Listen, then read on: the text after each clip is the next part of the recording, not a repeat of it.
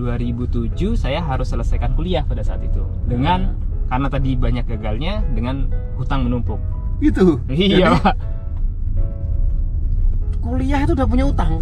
Saya wisuda duduk itu saya sudah kebayang hutang saya berapa, Pak. Berapa waktu itu, Mas? Waktu itu sekitar 50 sampai 60 juta. 50 juta Iya. tahun. Tahun 2008. 2008 itu gaji saya nggak nyampe 7 juta itu. Iya. Mahasiswa punya utang 50 juta. Nggak takut, Mas, punya utang tuh, Mas?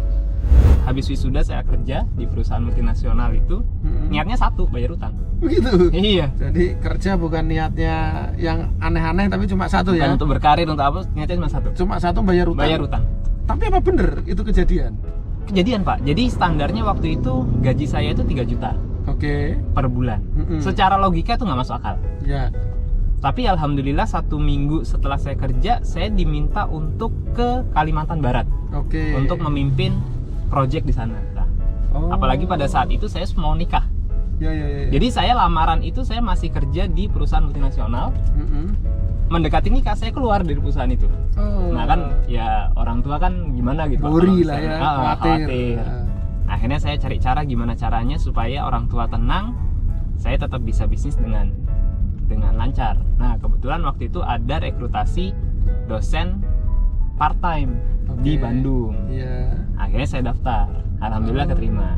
Nah jadi pada saat itu saya jadi dosen, niat saya selalu bilang ke teman-teman dosen, saya jadi dosen nggak untuk minta digaji. Begitu. Saya dikasih satu kelas aja nggak apa-apa, yang penting saya tetap punya status dosen. Oh gitu. Nah, jadi status dosen itu saya serahkan ke orang tua saya. Maksudnya ketika nanti ditanyain anaknya kerja di mana, dosen gitu Oh lah. iya. Tapi di bawah saya bergerak. Gitu ya.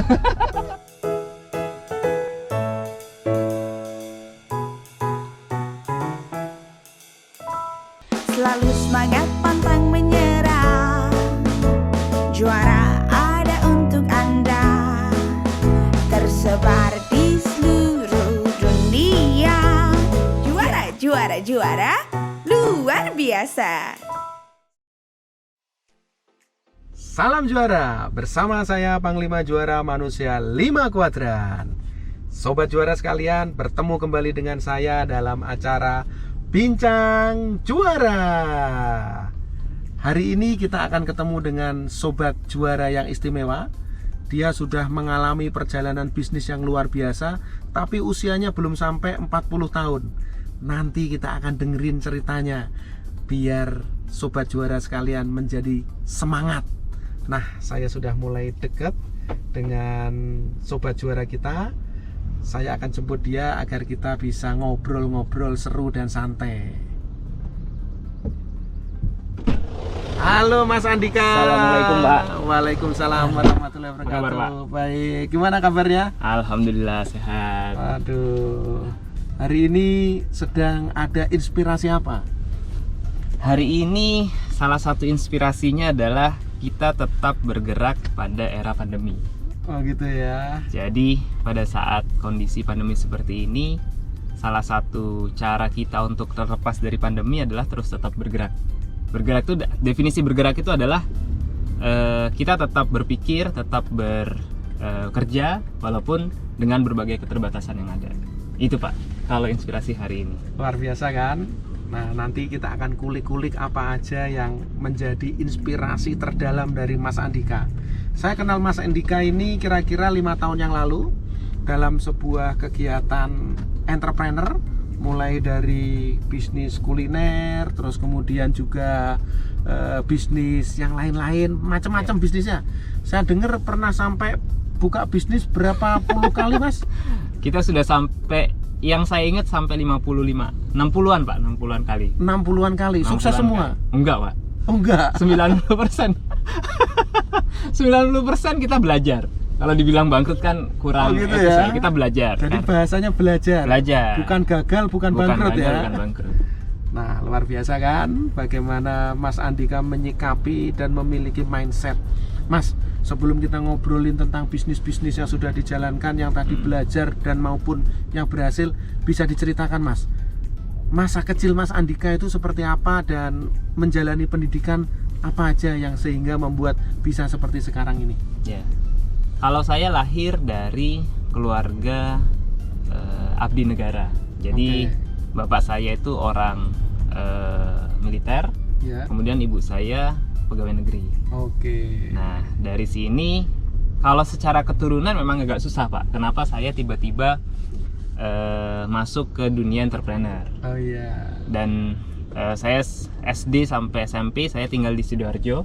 Heeh. Kemudian SMA kebetulan memang ya alhamdulillah diterima di boarding school di Magelang, Heeh. di SMA Taruna Nusantara. Kemudian saya ngambil S1 di STT Telkom Bandung. Oke. Kemudian sempat kerja sebentar, 1 kali aja Mm-mm. di salah satu perusahaan multinasional telekomunikasi. Kemudian resign dan ya sudah mulai jalan lagi. Gitu ya. Gitu, Pak. Tadi sempat bilang kalau pernah sekolah di SMA Taruna Nusantara ya. SMA Taruna Nusantara. Wah, dulu itu saya sebenarnya juga pengen cita-cita masuk ke SMA Taruna Nusantara. Tapi ternyata jalan hidup saya berbeda dan Mas Andika yang lebih beruntung masuk ke SMA Taruna Nusantara. Alhamdulillah. Kok nggak jadi militer, Mas? Biasanya orang yang masuk Taruna Nusantara jadi militer. Saya sempat daftar, Pak, sebagai calon taruna angkatan laut. Oke. Karena mungkin Bapak angkatan laut, jadi saya pengen juga jadi angkatan laut. Nah, cuman memang pada saat saya mengajukan itu, Bapak saya itu nggak mau saya jadi angkatan laut. Oh, gimana kok nggak mau? Kan padahal bapaknya angkatan laut. Biasanya orang pengen meneruskan cita-cita anaknya menjadi penerus Seperti cita-citanya bapaknya. seperti Iya. bapaknya gitu ya. Mungkin karena tahu karakter saya dari kecil, Pak. Jadi beliau bilang saya nggak cocok di militer, nanti stres saya kalau di militer. Nah, cuman ibu saya pengen saya angkatan laut. Gitu. Nah, akhirnya saya tetap daftar. Terus singkat cerita, bapak saya ngajak saya ke tempat tes psikologi. Jadi sebelum tes beneran, saya dites psikologi dulu. Ya. Tes psikologinya angkatan laut. Nah, di angkatan laut itu ada 4 core, Pak. Seingat saya. Salah satunya itu pelaut, teknik mesin, teknik elektro, administrasi, sama Oke. satu lagi marinir. Ya. Nah, saya pengen sekali jadi pelaut. Karena Oh. cita-cita saya, kalau saya bikin cita-cita, saya nggak mau jadi yang second layer. Saya harus jadi nomor 1. Jadi saya pengen jadi kasal. Oh. Cita-citanya pada Ya, saat ya, itu. ya. Dan kasal kebanyakan dari pelaut gitu. Kasal harus jadi dari pelaut. Oh, gitu Jadi kalau ya? di kapal itu, pelaut itu komandan kapal. Heeh. Nah, hasil psikotes saya itu elektro. Oh gitu. Jadi bukan pelaut. Nah, itu saya sudah berarti saya harus tinggalkan ini. Gitu. Berarti bener-bener speak by data ya. Iya Pak, benar. Dan ketika saya menjalani sesuatu, saya pasti punya target. Dan ketika yang saya lakukan itu nggak mungkin mencapai target itu, saya akan tinggalkan. Ya, Sama ya, kayak ya, tadi, ya. pengen jadi kasal. Kalau misalnya memang bukan di korpsnya pelaut secara psikologi, ya saya nggak mungkin jadi kasal. Ya saya tinggalkan. Gitu. Sobat juara sekalian, kita telah dengerin ya ceritanya bagaimana Mas Andika memiliki mimpi, memiliki cita-cita, tetapi akhirnya harus paham dengan data-data bahwa oh cita-citanya pengen jadi seorang kasal, tapi karena secara tes tidak menuju ke sana sebagai pelaut, Tinggalkan. ya berani meninggalkan. Karena biasanya kita itu nggak mau meninggalkan apa yang Iya. ingin jadi cita-cita kita kan gitu ya. Mas, saya kan belum pernah jadi karyawan ataupun apa namanya tinggal di Taruna Nusantara. Bisa diceritakan, Mas? Sedikit aja Oke. buat teman-teman yang masih muda belia yang baru menjajaki usia-usia remaja menjadi SMA di Taruna Nusantara itu seperti apa? Jadi salah satu yang saya syukuri dalam hidup ini adalah saya diterima masuk di SMU Taruna Nusantara, Pak. Ya. Yang pertama adalah selama 3 tahun itu yang sangat kental di gemblengnya itu adalah kepemimpinan. Ya. Setiap hari kita selalu digilir jadi ketua. Oke. Ketua kelas itu seminggu sekali. Mm-mm. Kemudian ketua geraha seminggu sekali. Kemudian ketua-ketua apel dan lain-lain. Intinya kita sudah dibiasakan untuk memimpin. Itu Oke. satu. Kemudian yang kedua adalah kita bergabung dengan 300 orang yang berada dari multi daerah. Ya, ya, Semua se-Indonesia itu gabung di Berkumpul, satu ya. sana. Kemudian kita terbiasa untuk hidup berasrama dengan mereka. Ya Oke. kita pasti tahu. Kalau saya kan biasanya kalau sudah nginep bareng, makan bareng, kemudian Kentut hidup bareng, gitu ya. itu pasti kita lebih tinggi tolerannya terhadap orang lain dan kita lebih mudah beradaptasi. Nah, Oke. setelah lulus dari situ, yang sangat kental sekali itu juga ikatan alumninya, Pak. Ya, ya, ya. Ikatan alumni itu salah satu yang harus saya syukuri sampai sekarang. Jadi kalau misalnya ada kesempatan buat teman-teman yang ada di Indonesia kalau ada kesempatan masuk SMA Tarunasara, saya sangat rekomendasikan. Tapi kita bukan dari sponsornya Oh, bukan, Tarunasara ya, ini ya. bukan. Oh ya Mas, setelah dari SMA kemudian Mas Andika memilih ke STT Telkom Ya. setelah tidak diterima di akademi militer gitu ya. Itu bisa diceritakan background dan cita-citanya, apakah ada hubungannya dengan yang tadi penjurusan ke teknik elektro tadi?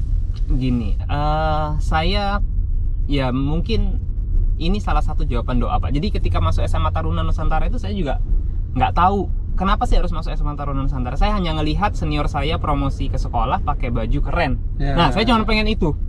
Saya nggak tahu bahwa di situ tuh kental dengan pendidikan pendidikan semi militernya, kemudian kepemimpinan dan lain-lain. Nah, sama ketika saya masuk STT Telkom itu, saya waktu itu hanya melihat di lobi sekolah ada poster STT Telkom. Salah satu jurusannya adalah informatika. Oh gitu. Nah, pada saat itu saya iseng aja daftar. Saya iseng daftar. Nah, kok ndilalah keterima, dan itu di informatika. Buat saya pada saat itu ini informatika keren banget waktu itu. Iya. Dan kayaknya saya susah cari di tempat lain. Angkatan tahun berapa ya Mas Andika itu? Masuk Saya STT STT Telkom 2003. 2003, bener lah, tahun-tahun segitu kan Iya. belum zaman digitalisasi seperti Bener, sekarang. Jadi iya. ngelihat sesuatu yang sifatnya komputer Iya. informatika itu keren banget gitu Iya, ya. benar, Pak. Iya. Gitu. Terus selama di STT Telkom apa aja yang menjadi semangat Mas Andika sampai akhirnya kok memilih menjadi seorang pengusaha seperti sekarang ini? Nah, saya termasuk terlambat untuk mengenal dunia usaha. Saya dulu itu bayangan saya orang bisnis itu adalah negatif. Pokoknya dikit-dikit diduitin. Jualan sama teman sendiri cari untung. Nah, itu pokoknya stigma saya itu konotasinya negatif. Kalau dengar pebisnis itu konotasinya negatif. Nah, saya bersyukur, terima kasih kepada Pak Purdi Chandra, Pak. Oh, Pak Purdi Chandra. Pak Purdi Chandra itu tahun 2005 saya lagi seneng-senengnya tuh ikut seminarnya Pak Purdi Chandra. Nah, Pak Purdi Chandra itu mengajarkan kita untuk berbisnis, dan di situ saya kena, Pak.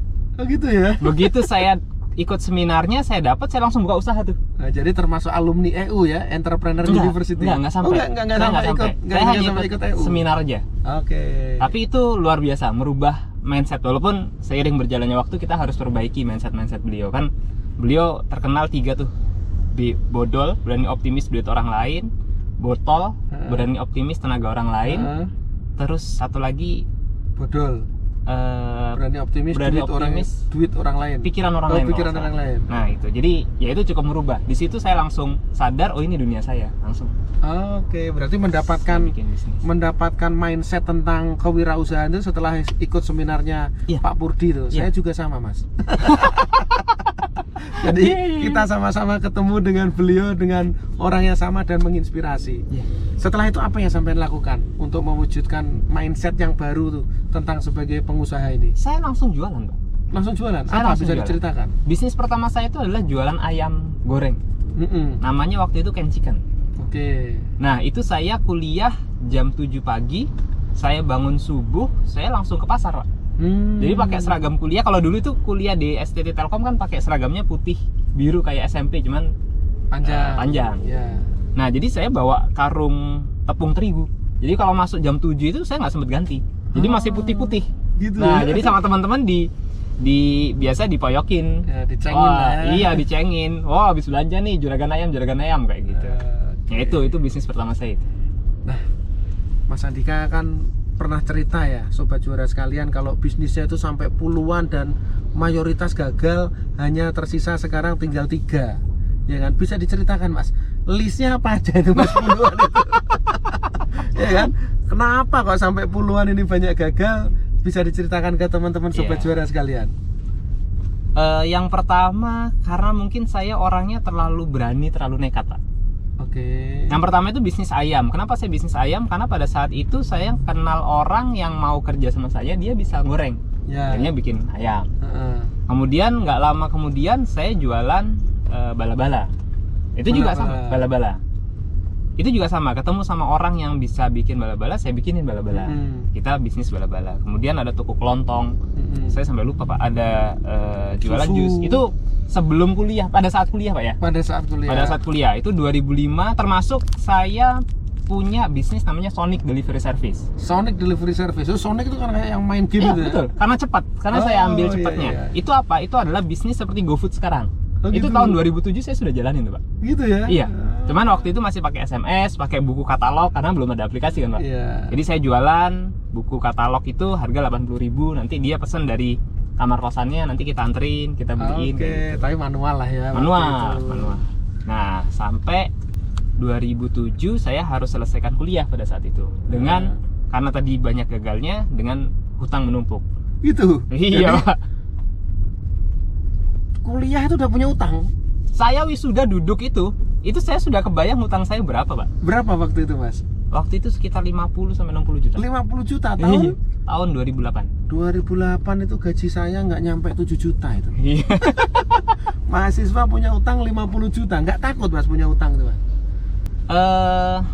Takut nggak takut ya, Pak? Karena saya memang uangnya itu kan memang saya jadikan Modal bisnis. modal bisnis. Tapi gagal. Tapi gagal. Nah, cuman pada saat itu memang pemahaman saya masih dangkal terhadap korporatisasi. Jadi kalau gagal ya sudah, saya kembalikan, minimal modal saya kembalikan. Ya, Nah, ya, jadi ya, ya. setelah saya lulus kuliah, saya pengen ngeriset, saya pengen nolin lagi tuh. Jadi waktu wisuda, habis wisuda saya kerja di perusahaan multinasional itu, niatnya satu, bayar utang. Begitu. Iya. Jadi kerja bukan niatnya yang aneh-aneh, tapi cuma satu Bukan ya. untuk berkarir, untuk apa? Niatnya cuma satu. Cuma satu, bayar utang. Bayar utang. Tapi apa bener itu kejadian?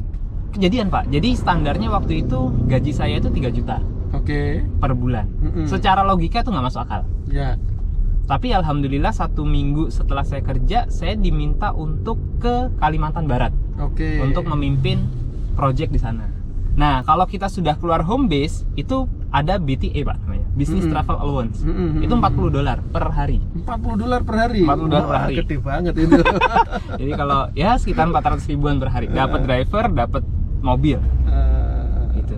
Itu $40 per hari. Nah, Terus dari situ di situ setiap gajian saya langsung lihat list investor yang harus saya bayar, saya transfer. nah, itu investor-investor yang mendanai pada waktu buka Saya bisnis kuliah. pada saat kuliah Iya. itu ya. Iya. Ya. Sampai berapa bulan akhirnya bisa lunas? Kurang lebih 1,5 tahun ya. 1,5 tahun. 1,5 tahun. Nah, terus setelah 1,5 tahun gimana? Ya saya pengen menikmati dulu 2 bulan tanpa hutang gitu kan. Habis itu saya keluar, resign. Dan melanjutkan lagi perjalanan. Nah, Jadi luar biasa sekali ya. Jadi sobat juara sekalian, bayangkan ya, kuliah udah punya utang hampir 50 juta karena bangkrut bisnis. Habis itu nyari pekerjaan tujuannya agar bisa bayar utang. Setelah bayar utang, padahal lumayan dapat pendapatan kira-kira kan hampir sekitar 15 sampai 20 juta di tahun itu ya. Tahun 2000 berapa tuh Mas? 2008. 2008, tapi tetap resign juga dan memulai bisnis lagi. Iya. Wah, bener-bener never give up nih. Terus setelah itu bisnis apa lagi Mas? Nah, setelah keluar dari perusahaan multinasional itu, saya harus segera cari bisnis. Yang penting bergerak dulu. Jadi saya waktu itu bisnis Cilukba Pak namanya. Cilukba.com. Nah, itu bisnis online. Jadi saya menyewakan perlengkapan bayi. Perlengkapan bayi. Perlengkapan bayi. Jadi kayak stroller, kemudian kasur bayi, baby walker, kemudian car seat. Nah, itu kan biasanya yang saya lihat orang ini biasanya beli ini nggak kepake 1 bulan, anaknya nggak betah. Betul. Akhirnya dibuang. Kenapa nggak kita sewain aja? Ya. Nah, itu luar biasa itu. Saya harus keliling Jakarta sendirian, naik 1 motor, bawa car seat, baby walker sekaligus. Hujan panas dan lain-lain kita tebas gitu kan. Semangat Pak. Nganterin ke Nganternya. pelanggan. Begitu habis masa sewanya ngambilnya males. Gitu ya. Karena kan kalau misalnya kita nganter kan pulang dapat duit Pak. Betul. Kalau jemput itu pulang nggak dapat duit, dapat barang memang. Nah, itu kadang malesnya di situ. Tapi ngomong-ngomong, menjanjikan bisnis persewaan peralatan bayi itu. Secara prospek menjanjikan, tinggal dihitung visibility tadinya. Berapa kali break even point?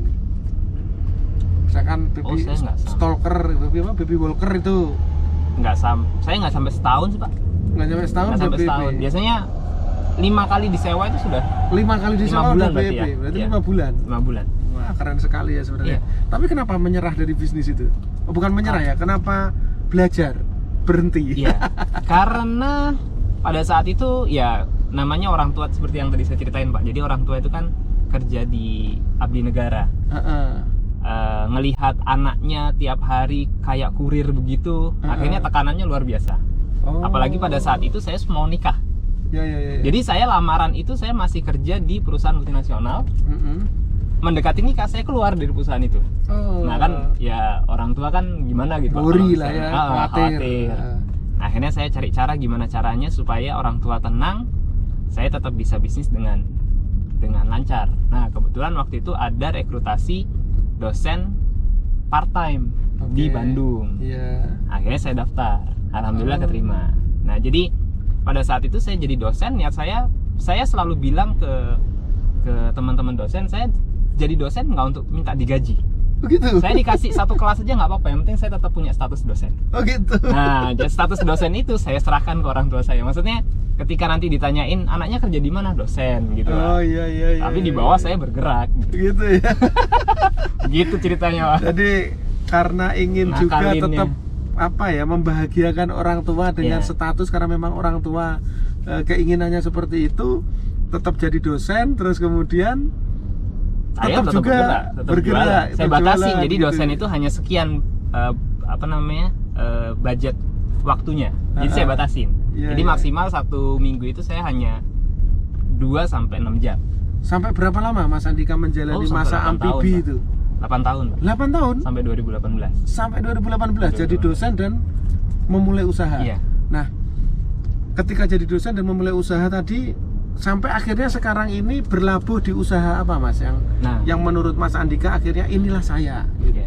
Perjalanan hidup itu kan banyak, Pak ya. 55 bisnis itu kan multi industri. 60 bisnis itu multi industri, mulai dari kuliner, kemudian properti, IT, kemudian trading. Nah, itu akhirnya sampai sekarang saya tekuni 2, yaitu properti dan IT. Jadi yang kuliner saya harus akui bahwa saya bukan di situ. Jadi kuliner terakhir 2020 awal itu saya tutup. Nah sampai sekarang saya nggak berani buka lagi. Saya fokus di 2 itu aja. Padahal sebelum lulus kuliah juga udah main kuliner ya. Kuliner.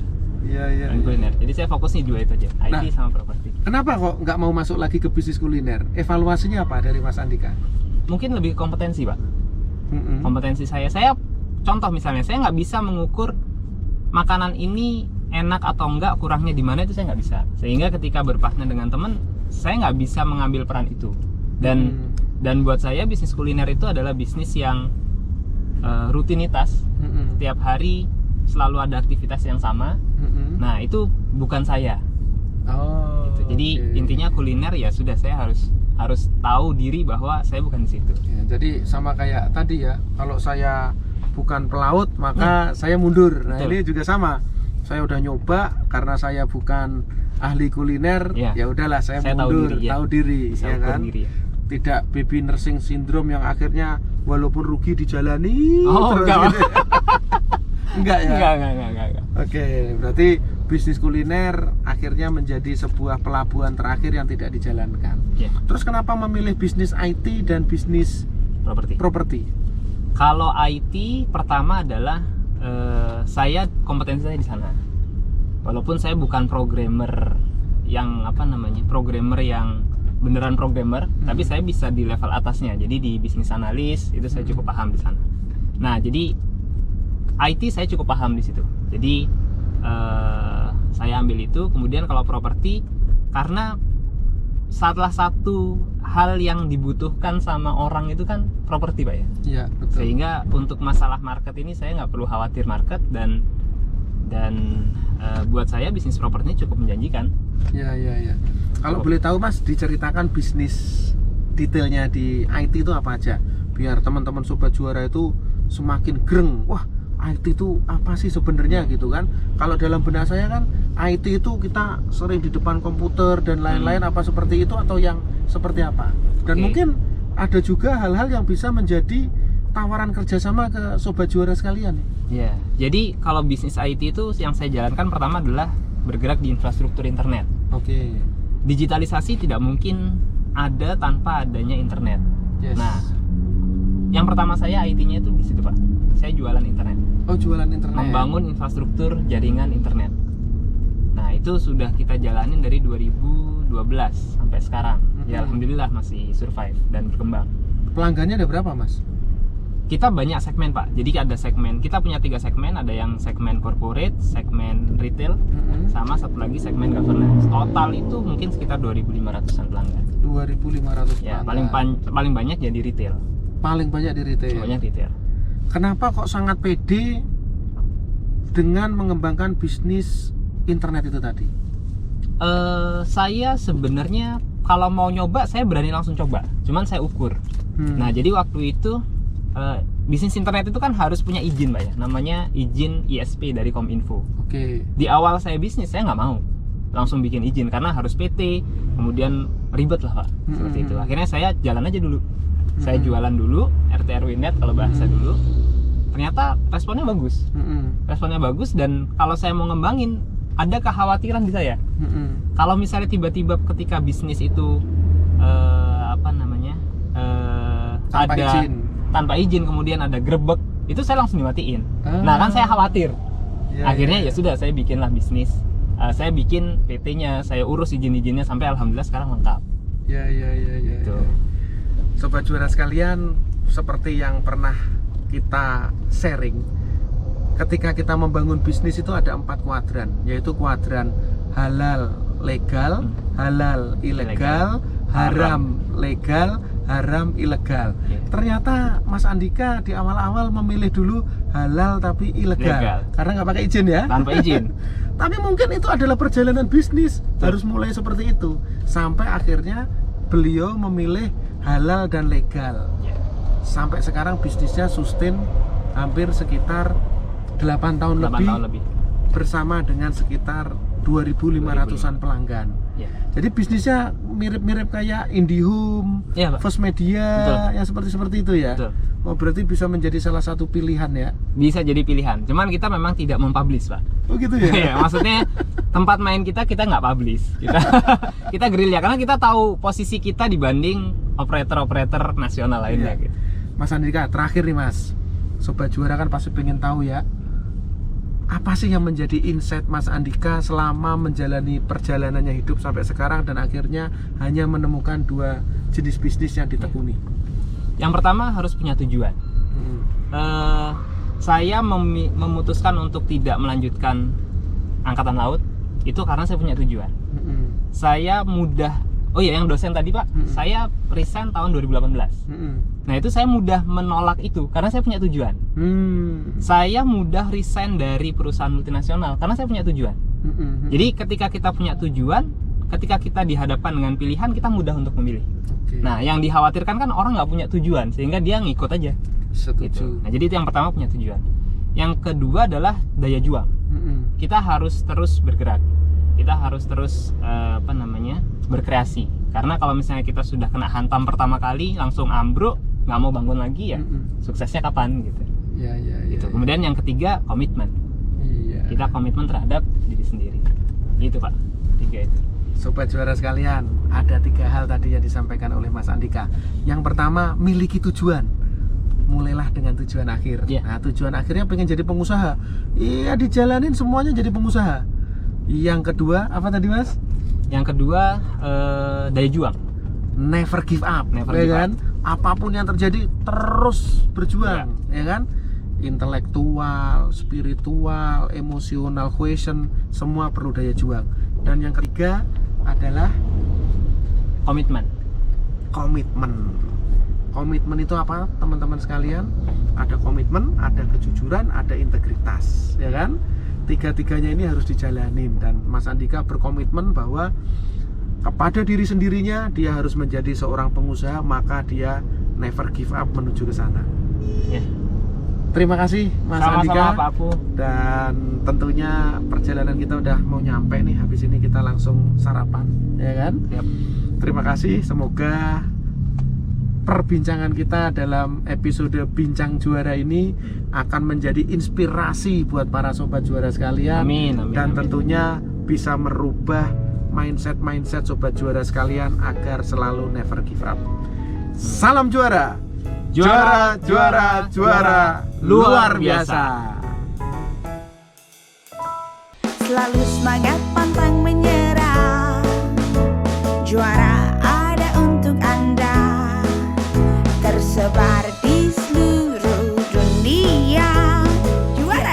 para juara luar biasa.